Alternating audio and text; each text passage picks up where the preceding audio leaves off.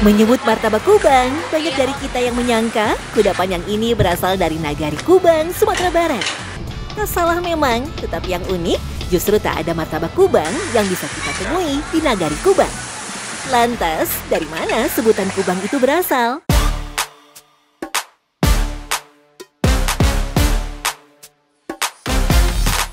Di tanah Minangkabau, tepatnya di Kabupaten 50 Kota, martabak Kubang memang telah menjadi salah satu ikon kuliner kebanggaan.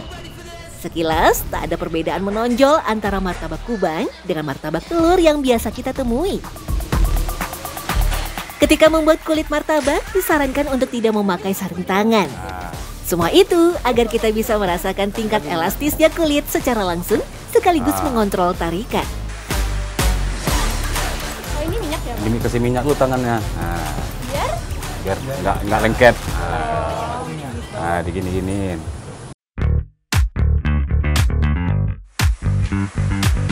Adonan diputar dan dibanting ke meja untuk mengeluarkan udara yang masih terperangkap. Bukan sekedar atraksi semata, udara yang masih berada dalam adonan akan membuat kulit akan menggelembung ketika digoreng. Emang ini susah ini. Ini belajarnya paling nggak setahun ini. Setahun? Iya. Lama dong. Emang ini yang susah ini. Berbeda dengan martabak telur lain, isian daging berbumbu dicampur dengan bawang bombay dan daun bawang, dituang lebih dulu ke kulit sebelum digoreng. Hal ini dilakukan agar isian matang bersamaan dengan kulit. Secara tekstur, martabak Kubang terlihat lebih penuh dari makanan sejenis.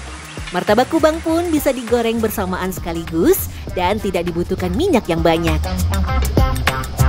Pasalnya, martabak Kubang lebih membutuhkan uap panas yang bisa mematangkan semua elemen secara sempurna, dari kulit sampai telur yang mengikat adonan.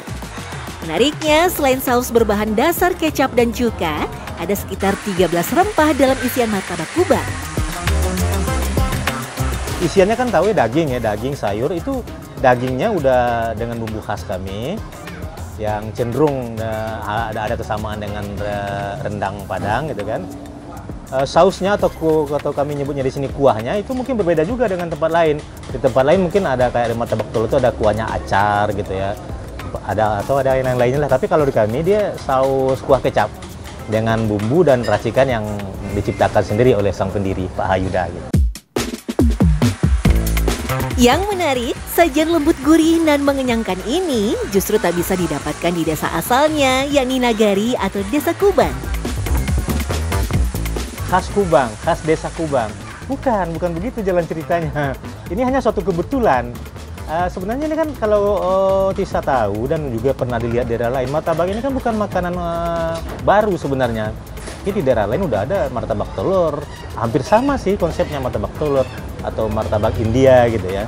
Di Kubang sendiri juga nggak ada jual karena Kubang itu juga desa yang sangat jauh, nun jauh di sana.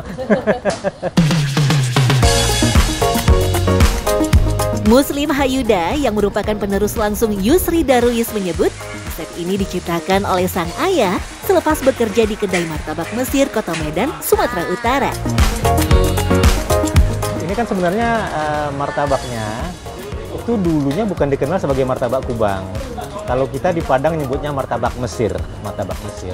Cuman pas kita buka dulu, ini kan usaha keluarga ya dari Papa. Papa kasih namanya restoran Kubang. Dengan jualan utamanya martabak Mesir.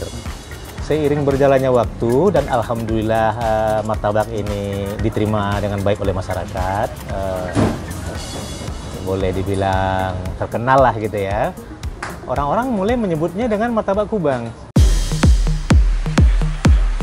Dengan sentuhan kearifan lokal berupa rempah yang berbeda, sajian martabak ini pun langsung menjadi favorit. Semakin lama, nama martabak Kubang pun tersohor ke sudut-sudut negeri. Tetapi sajian khas dari Kabupaten 50 Kota tak hanya martabak Kubang semata.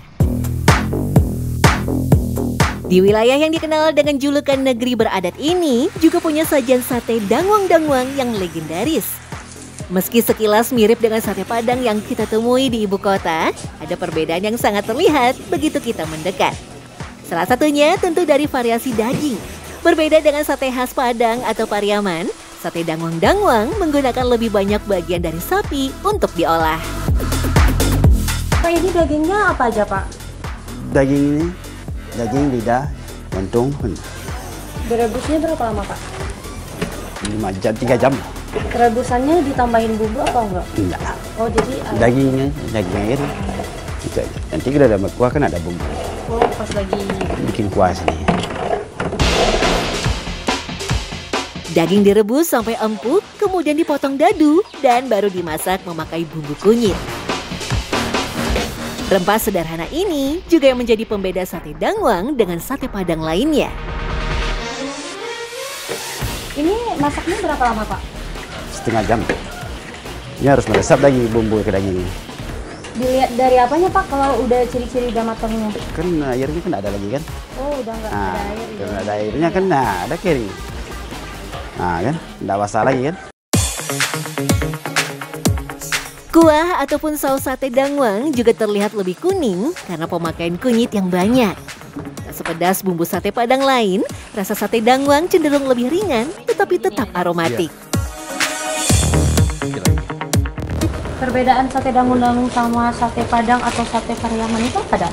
Kalau sate Padang sama sate Pariaman itu pada umumnya kuahnya warnanya merah loh. Merah ya? Oh, itu apa aja? ini bumbunya ini. Oh, bumbunya ya? Iya, kalau sate daun-dangung bumbunya ada sendiri. Kita olah sendiri, jadi nggak kita jual di pasaran. Itu bahan bakunya dari apa? Masih rempah-rempahan. Rempah-rempah? Ada buah pala, ada kayu manis, ada semunggu. Iya. Meski daging sate sebenarnya telah matang, pembakaran tetap dilakukan untuk efek smoky yang lebih lezat. Membakar sate juga membuat sate lebih kering yang nantinya cocok ketika disiram dengan kuah kental. Bang, ini bakarnya berapa lama, Bang? Paling lama 3 menit lah, Kak. Kok bentar aja, Bang? Masalahnya kan dagingnya udah gitu direbus gitu. Ngengatin gitu, iya, Kak. Ini cara bakarnya biar merata kayak gimana, Bang? Boleh. Nanti dibalikin, kayak giniin. Oh, langsung digituin aja? Ya, langsung diginiin nanti aja, Kak. diolesin lagi minyak, Nanti ya? tulisin lagi di atasnya gitu. Panci atau kuali tempat kuah sate sengaja diletakkan dekat bara api agar aroma terjaga sekaligus mencegah kuah cepat basi. Kuah juga cenderung cepat menggumpal ketika berada di dalam suhu ruang terus-menerus. Secara budaya, kemunculan sate Dangwang-Dangwang memang tak bisa dilepaskan dari kondisi geografis Kabupaten 50 Kota. Berada di jalur Tan Malaka, penghubung Payakumbuh dengan Nagari Pedalaman, kawasan ini sejak lama jadi lintasan dagang dan ternak. Ketersediaan sapi melimpah membuat daging sapi dan lidah menjadi bahan utama kuliner sehari-hari. Dominasi kunyit dalam masakan menciptakan rasa gurih dan hangat yang cocok dengan udara sejuk lereng Bukit Barisan. Perpaduan antara hasil bumi, iklim, dan jalur perniagaan inilah yang membentuk identitas rasa khas sekaligus menjadikan sate Dangwang-Dangwang ikon kuliner 50 Kota.